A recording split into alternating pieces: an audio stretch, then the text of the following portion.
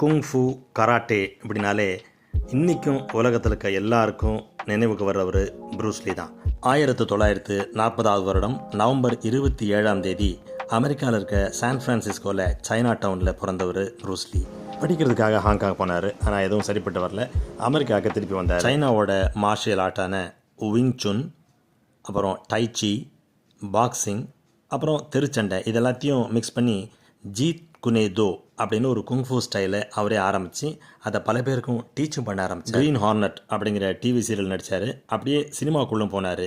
Big boss, fist of fury, way of dragon இந்த படங்கள்லாம் நடிச்சுட்டு enter the dragon, game of death இந்த 2 படங்கள் நடித்த உடனே அவருக்கு மிகப்பெரிய புகழ் வந்தது. என்டர் த டிராகன் ரிலீஸ் ஆகிறதுக்கு முன்னாடியே ஜூலை 20, 1973 மர்மமான முறையில் ஹாங்காங்கில் அவர் இறந்து போனார்.